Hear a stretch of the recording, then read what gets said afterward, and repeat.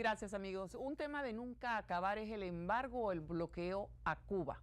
Llevamos 54 años de este famoso bloqueo. En 1960 los Estados Unidos impone este embargo, y esto fue una represalia por las expropiaciones que habían vivido los cubanos en la isla. Ya para 1992 el gobierno lo declara, en Estados Unidos lo declara ya como ley. Para 1996 se aprueba la ley en el Congreso, la ley Helms-Burton, donde se prohibía hacer negocios con a los comerciantes o a las empresas de los Estados Unidos con Cuba. Y en 1999 el mismo Bill Clinton pues amplía esto y prohíbe a las filiales que estaban trabajando dentro de los Estados Unidos tener o hacer negocios con Cuba. Sin embargo, Estados Unidos sigue siendo uno de los grandes socios de negocios o comerciales de Cuba.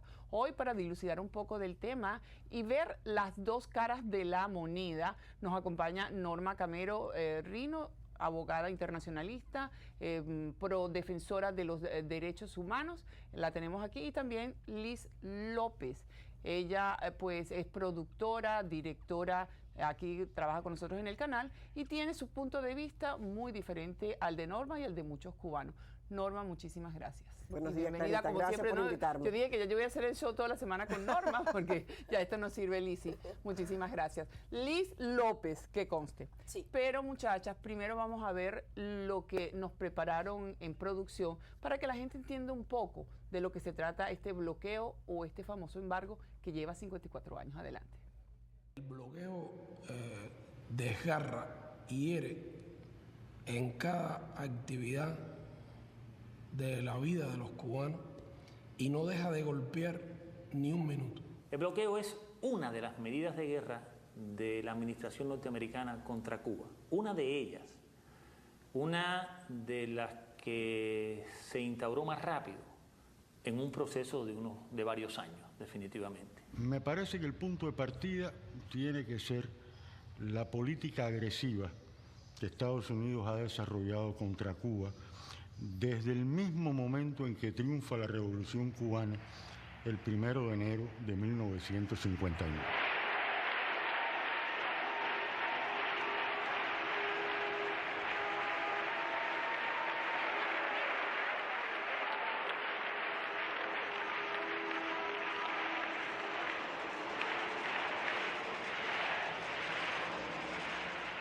Cae el régimen de Batista. La noche del 31 de diciembre, aunque algunos se fueron unos días antes de los jerarcas de aquel régimen, esta gente se va llevándose plata. El New York Times publicó un editorial donde reconoce que esas personas que se fugaron de Cuba al caer el régimen de Batista se llevaron consigo físicamente los valores del Tesoro Nacional cubano. ¿Usted ha visto un centavo de ese dinero? Jamás ni extraditaron a los ladrones, ni devolvió el gobierno de Estados Unidos un céntimo. De manera de que no hay la menor duda que el primer golpe y uno de los más severos a la economía cubana lo propinó el gobierno de Estados Unidos. Yo diría que antes de que se instaurase el poder revolucionario en Cuba. 23, Guantánamo Sugar Company. 24, United Fruit Company. El bloqueo comienza como una idea de la administración de Eisenhower por derrocar a Fidel Castro en un plazo de 6 semanas. Definitivamente no lo cumplieron. Nosotros hemos tomado las medidas pertinentes para resistir y, óigase bien, para rechazar cualquier agresión directa de los Estados Unidos. Si hacen un bloqueo, van a engrandecer a nuestra patria, porque nuestra patria sabrá resistir. No hay duda que resistiremos cualquier bloqueo total.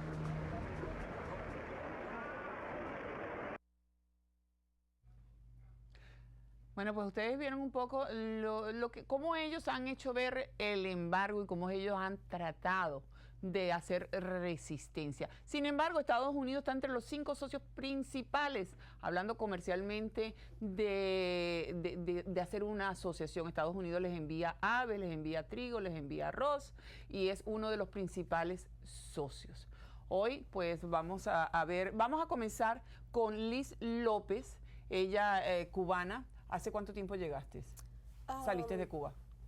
Bueno, salí de Cuba hace más de 2 años, pero acá en los Estados Unidos 1 año y medio aproximadamente. ¿Tú estás a favor de que caiga el embargo o el bloqueo porque piensas que realmente esto no ha hecho la diferencia? E igualmente hay que enviarle a los familiares que tienes allá, pues siempre tienes que enviarle dinero o tienes que enviarle provisiones. Por supuesto, yo considero que el embargo lo ha sufrido solamente el pueblo. O sea, no hay ningún político que haya pasado hambre, ningún político que haya pasado necesidad. Solo el pueblo cubano es quien ha sufrido, ya sea el que esté a favor o en contra del gobierno de Fidel, es quien ha sufrido toda esta falta de todo, toda esta falta material, de medicinas, de alimentos, de todo. Me llamó mucho la atención algo que nos comentaste a Norma y a mí hace un par de días, donde decías que el gobierno cubano succionó el oro, la plata, todos los metales, lo que estaba diciendo Alarcón en estos momentos, que habían sacado, las personas habían sacado todo el capital y todo el oro de Cuba. Sin embargo, tú nos explicaste otra situación que yo por lo menos desconocía. Sí. Sobre cómo intercambiaron oro por unas chancletas, oro por un desodorante. Yo era una niña, yo tenía alrededor de 10 años y recuerdo claramente cómo mi mamá empezó a reunir todas las piezas de oro y plata que teníamos en casa y se fueron a unas tiendas de intercambios que montó el gobierno, donde tú ibas con tu oro y tu plata, así, en metálico, tal cual, y ellos te lo cambiaban por 2 o 3 artículos a los cuales tú no tenías acceso de otra manera, porque no había nada. Aún teniendo un poco de dinero para comprar cualquier cosa, o sea, no tenías acceso a ella. ¿Qué te llevó tu mamá cuando intercambió todo el oro que ella tenía? Mi mamá cambió su anillo de graduada, de enfermera, era un anillo de oro, y otras prendas que tenía, y recuerdo que lo único que me trajo a mí fue un par de zapatos. Un par de zapatos. Sí. ¿El bloqueo debe permanecer? ¿Se debe endurecer este bloqueo? ¿Cómo hacer que funcione si Estados Unidos sigue siendo socio comercial? Bueno, en principio debemos clarificar de que no existe un bloqueo. Lo que existe es no es un bloqueo, pues. No es un bloqueo. No es un bloqueo. ¿Cómo Entonces, lo llamarías? Lo que estamos haciendo ahorita con Cuba, que es nada más que es comercial, es financiero. Nosotros no tenemos problemas en enviarle medicinas a Cuba, enviarle artículos de primera necesidad. Las remesas familiares, solamente en el 2013 fueron más de $2 billones que se enviaron desde Estados Unidos a Cuba. Que gente como Lizzy, personas como Lizzy enviaron. Porque de cada $100 que Lizzy le manda a sus familiares, $20 va para la familia. Claro. Ese embargo, que es lo que existe entre Cuba y Estados Unidos, se hizo a raíz de las expropiaciones de las propiedades de los ciudadanos y de las compañías. Ese fue el principio de ese embargo, no fue para eliminar a Fidel Castro, para tumbar a Fidel Castro, fue solamente ese el propósito. Lo que pasa es que los comunistas, que viven muy bien en el imperio, dicen, no, eso se hizo con la finalidad de tumbar a Fidel Castro. Jamás se pensó de que eso iba a tumbar a Fidel Castro. El que se levante el embargo o no, si se levanta el embargo, eso no va a beneficiar al pueblo cubano, porque igualito Fidel Castro lo que va a conseguir es tener créditos en este país, ¿verdad? Va a haber un éxodo grande de personas que van a ir a visitar a Cuba. El turismo se va a acrecentar y las arcas de los Castro se van a enriquecer.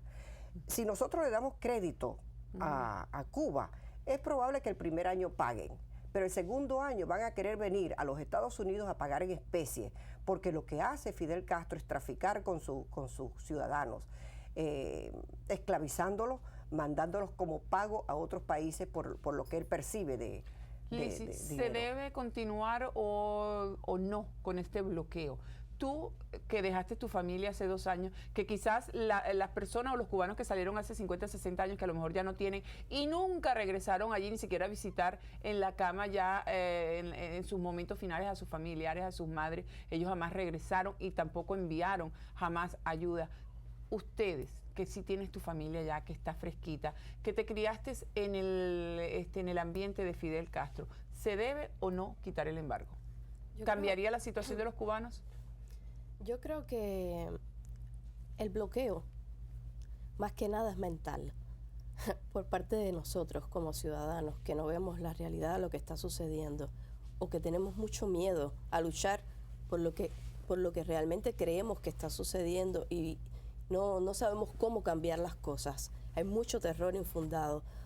Pero amén de eso, a modo personal, yo tengo a mi familia allí y sí, yo sé que de los $100 que yo mando, les quitan 20, pero los otros 80 se traducen en beneficios para ellos y es la manera en la que ellos pueden alimentarse, pueden comprarse un par de zapatos. Al final todo, los 20 y los 80 van a parar al gobierno, evidentemente, porque todas las tiendas del país son del gobierno. O sea que compres lo que compres y donde lo compres, el dinero va a parar a ellos. Pero antes pasa por las manos de mi familia y se benefician. Tanto el dinero que les mando, las medicinas, hasta una memoria para una computadora, una memoria flash, cualquier cosa. No hay nada, no tienen cómo comprar nada allí. Entonces... ¿Debe permanecer el bloqueo, sí o no? No creo que deba permanecer el bloqueo. ¿Debe permanecer el bloqueo, sí o no? Pero tenemos que volver a clarificar, no es bloqueo, porque tú bloqueas, si tú bloqueas algo en la isla, vas a bloquear la isla de punta a punta. Es un embargo lo que hay, nada más.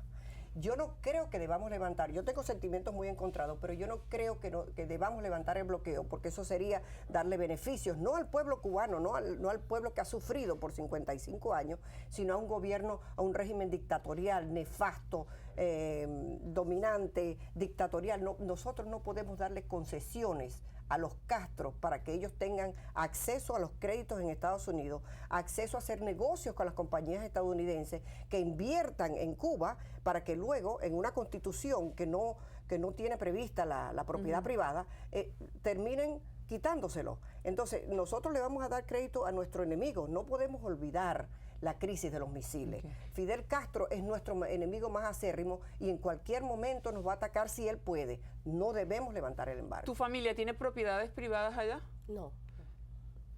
¿Invertirías en Cuba en estos momentos? Ahora mismo no. Ahora mismo no invertiría nada más que en mi familia.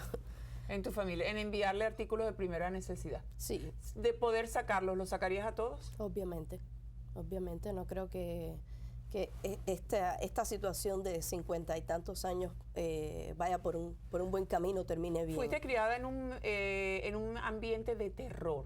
¿Qué pasó cuando saliste y viste que el mundo era otra cosa? Wow. Porque para ellos debe ser un balde de agua fría salir y ver que lo que les había dado la dictadura castrocomunista era diferente. Cuando llegaste a Canadá, ¿qué pasó? Sí. ¿Qué sentiste? Nosotros, yo llegué a Canadá y bueno, después de estar un tiempo allí, decidí yo y mi pareja y yo quedarnos y vivimos aterrorizados porque nosotros pensábamos que nos perseguían. Nosotros que no tenemos nada que ver, o sea, directamente con el régimen de Castro, ni con ninguna institución o organización gubernamental, y nosotros pensábamos todo el tiempo que nos estaban persiguiendo. ¿Por qué tenemos que darles concesiones a un gobierno que ha tratado a su gente así, viviendo en el terror, en la miseria, en tratar de subsistir el día a día? Y ella nos va a dar la respuesta. Pero, ¿por qué hay que darle concesiones a un gobierno que aterroriza a sus ciudadanos como te aterrorizó a ti? Y los esclaviza. Pero detrás de todo ese gobierno hay un pueblo de 11 millones de habitantes que está sufriendo más que nadie las consecuencias. Pero están aterrorizados, Lizzy. Pero no son las consecuencias del embargo, no sufren por las consecuencias del embargo, sufren porque tienen un gobierno dictatorial. La única forma que ustedes pueden salir de esa miseria donde están sumergidos es saliendo de los Castro. no saliendo del embargo, porque ese es nuestro enemigo. No debemos olvidar que es nuestro peor enemigo. Norma, muchísimas gracias. Gracias, Clarita, encantada. Lizzy, muchísimas gracias y muy valiente el paso que diste adelante y esperemos que tu familia pronto pueda respirar aires de libertad. Ustedes, amigos, no se retiren. Nosotros aquí pues seguimos luchando por ustedes, todos nuestros amigos cubanos. Los queremos y de corazón les decimos viva Cuba libre. Vámonos a una pausa y regresamos con más. Mira TV, la televisión que te interesa, lo que tus ojos quieren.